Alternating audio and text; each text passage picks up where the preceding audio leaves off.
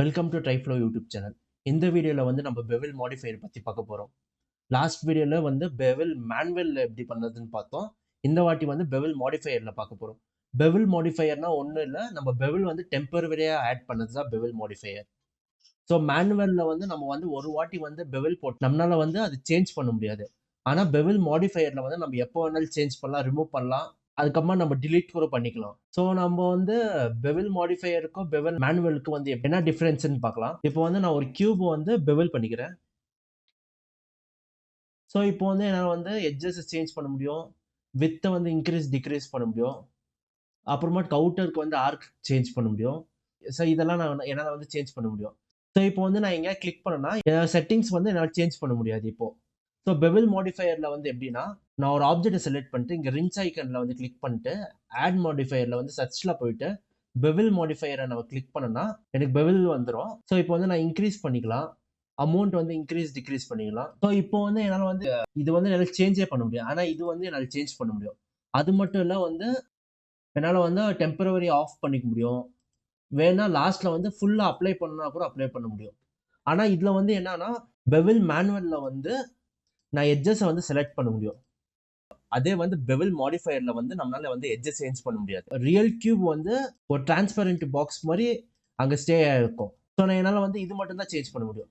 மேனுவலில் வந்து நான் இப்போ ஐ ப்ரெஸ் பண்ணிட்டு இப்போ எக்ஸ்ட்ரூட் பண்ணனா வந்து இப்படி நார்மலாக இருக்கும். இதே வந்து நான் வந்து மாடிஃபையரில் வந்து ஐ ப்ரெஸ் பண்ணிட்டு இப்படி பண்ணனா வந்து எனக்கு வந்து பெவில் வந்து ஆட்டோமேட்டிக்காக ஆகிடும்.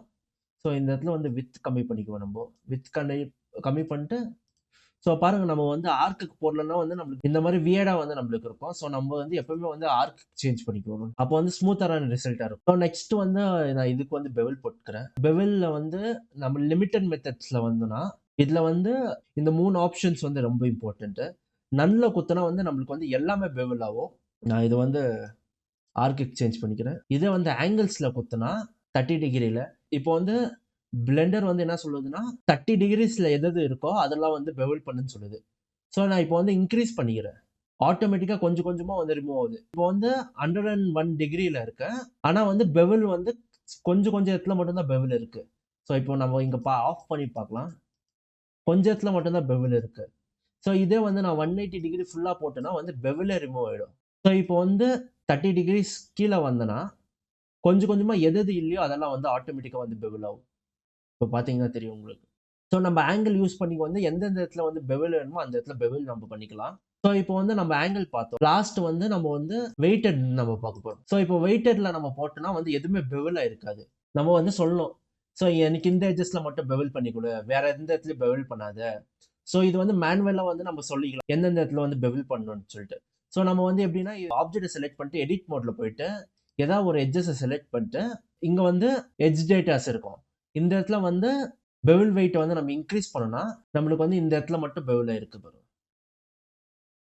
ஸோ இந்த இடத்துல வந்து பெவில் ஆகல. ஸோ நம்ம வந்து இந்த இடத்துல பெவில் வேணும்னா வந்து மறுபடியும் வந்து எட்ஜ் வெயிட்டர்ஸ் வந்து நம்ம இன்க்ரீஸ் பண்ணணும். அப்போதான் வந்து நம்மளால வந்து பெவில் ஆட் ஆகும். ஸோ அதுக்கப்புறமா பெவில்ல வந்து நம்மளால வந்து சேம் வந்து பெவில் மேனுவல்ல என்னென்ன பண்ணுமோ அது வந்து பெவில் மாடிஃபையர்லேயே நம்ம பண்ண முடியும். இங்கே பாருங்க, ப்ரொஃபைலில் கஸ்டம்ஸ் இருக்கு. ஸோ இது யூஸ் பண்ணி வந்து நீங்கள் சேஞ்ச் பண்ணிக்கலாம். லைக் லைக் இந்த மாதிரி சேஞ்ச் பண்ணிக்கலாம். ஸோ நான் இதில் பண்ணி இதில் காமிக்கிறேன். ஆங்கிள்ஸில் போட்டு கஸ்டம்ஸில் போயிட்டு சேம் பெவல்ல ப்ரொஃபைல் கஸ்டம்ஸ் கூட நம்ம யூஸ் பண்ணிக்கலாம்.